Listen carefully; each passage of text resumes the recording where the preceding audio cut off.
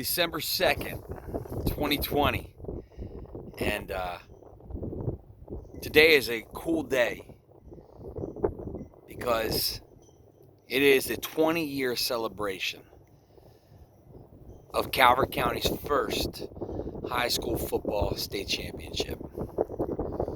And it was won by a team that played on this field at Calvert High.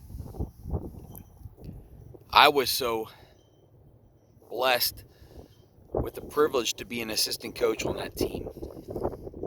So I got a first-hand account of a really remarkable season and a great story. When I think back to that year, I was a young guy. 25 years old. There's so many things that come to mind, particularly all the young men that played on that team, the coaches that coached on that team, the community we represented, the school. Really fantastic season in my life, and I know in a season for so many others. But specifically, I think about the things that marked the uniqueness and the special qualities of this team. And, the first thing that sticks out in my mind and resonates greatly with me was the selflessness. Not by one, but by the entire group of young men that were part of this program. I can remember very early on in the positions that I coached, which was the offensive and defensive line, of having young men that we had to ask to play out of position. They may have been in a position playing that they were really deep on the depth chart, but there was enough character and enough wherewithal that they could have helped us somewhere else. So they were asked, and they moved. There's other guys who hadn't played football a whole lot. They just came out to kind of find a place on the team because they felt it was special. Spend time with their teammates, fellow friends, the Cavaliers. They too were asked to move. There was other guys who had felt themselves to be a certain type of player, and they were asked to move too. And in every case, they all did so. They selflessly moved to another spot. And we're talking prior to this season even started. We're talking when we eventually won the state championship, only one of those fellas was a true quote-unquote prototypical lineman. And he ended up playing and having a great career at Fairmont State. The other four guys that started, one was a center that year, and the year before he was a tight end. He weighed 170 pounds. The other guard weighed 160 pounds, and the year before transferred in from California and played tailback. The other guard was a 152-pound wrestler. And the other tackle was a first-time football player. Came out as a running back and a linebacker, because he kind of knew the running back and linebacker coach from baseball. And he weighed 170 pounds. And that was the motley offensive line crew that we went through the season with and played. They all shared, like I said earlier, a selfless character trait where they put their team and their friends and the mission above anybody else. But that was something embodied by all of them. We went into every game that year and taking our guys man for man and lining them up on paper compared to the guys we were playing on that game, we didn't match up. There'd be some level of talent, some level of skill that we may not have, size, strength, and yet our guys showed a can-do attitude no matter what the feat or the cause that was in front of them. And that was man for man, every single one of them. I go back to the newspaper articles, and I read one put out by the Baltimore Sun on December 1st, 2000, the day prior to our game, and there was an interview done in which the Baltimore Sun interviewed the head coach for Annapolis High School, which was the school that we faced in the state championship. In there, they highlighted our stats, and then, wasn't something that surprised me greatly at all, but we had some talented running backs, no question. Undersized, yes. Young, some of them. And yet, they all had about the same yardage. Neither one of them were over 750 yards rushing. Quarterback threw for over 1,000. 12 games. Didn't have a receiver. Any receiver separate by more than 20 extra yards, 30 extra yards receiving compared to anybody else on the roster. Tackles, yeah. Our linebackers led the team on tackles. They were good. It was because of the selfless play of our defensive linemen. How hard they worked to hold the point and keeping our linebackers clean. Our front eight played so selflessly on defense that forced teams to be at a disadvantage early, so they threw the ball. And then it led to a great deal of turnovers in the secondary, and yet, between all the guys who played in the secondary, nobody had a great deal more interceptions than the other. I guess the point I'm trying to say is that we didn't have an all-star team necessarily. We had a group of men who played well together. Exemplified team. A selfless team. They also showed grit. And I said earlier, a can-do attitude. Perseverance. The mental mindset to overcome whatever was in front of them, no matter what the adversity was, no matter who faced them in any challenge, they weren't going to lose. They were undeniable. We played in many games, specifically week 3, we played an opponent, a phenomenal opponent with a history of producing great football and great football players. Specifically, their defense had four Division I athletes. Penn State, Maryland, Air Force. All those type of schools were represented on that field that night at home in a game which we beat Westlake 14-7. I knew that night that we had something special. I remember meeting up with a parent after the game who congratulated me. And I looked at him and said, this team's destined to win a state championship. And they looked at me and said, how do you know? I said, they've got it. They've got this special trait that's necessary to be uncommonly great. And that was in week 3. And their son was an offensive lineman. I spoke of him earlier, who was our tailback the year before and weighed 160 pounds.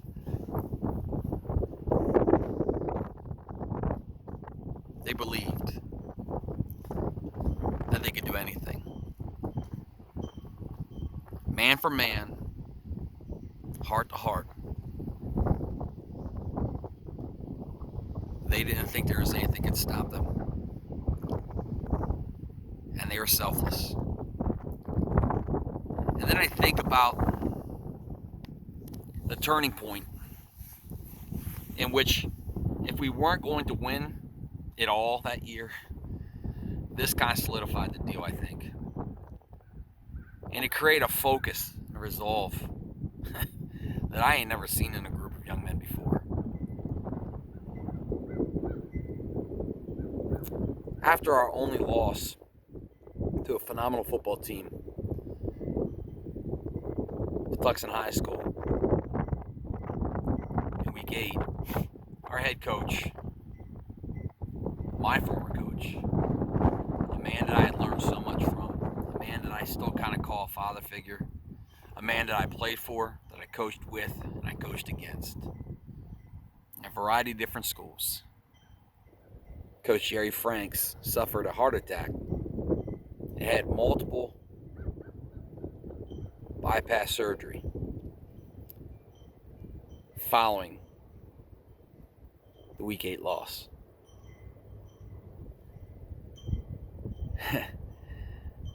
His effort and energy to continue to go on was inspirational to what I saw, but what it did to the program, to the kids, was just create a 1,000-yard stare. They got tunnel vision. They were going to show their love for one another, for Coach Franks and our community, through the way they played. They recognized that they weren't guaranteed tomorrow. They recognized through Coach Franks' personal trials and tribulations that they got to appreciate the day and maximize their opportunities. You take that with selfless love for one another. You take that with a can-do attitude no matter what the obstacles are. And you put it in a focused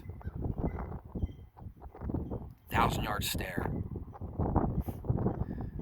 They became a machine. They set state records, beating oppositions in ways that no one expected them to be able to do so. Scoring multiple different ways. Each man individually, to a T, gave the most extraordinary effort in that run through the playoffs and through the state championship. Coach Franks coached from the press box in the state championship game, and our players played on the grounds of the University of Maryland. Ended up coming out on top and beating Annapolis High School. Once again, with players who arguably had better size, better talent, better skill. They've been on that platform before. But they couldn't match our heart. They couldn't match the selfless love that every team has to have to get to that level. Ours was just a little bit better that day. They couldn't match the undeniability that our kids possessed. The focus and the resolve wasn't enough for Annapolis High School on that day. Nope, it wasn't. Our kids were victorious. And it has left a remarkable impact on my life, and I'm sure on the lives of so many in our community, and the players that played in that game, the fans, the fellow classmates that were there, and the generations that followed. The story that we share, it's highlights that we watch,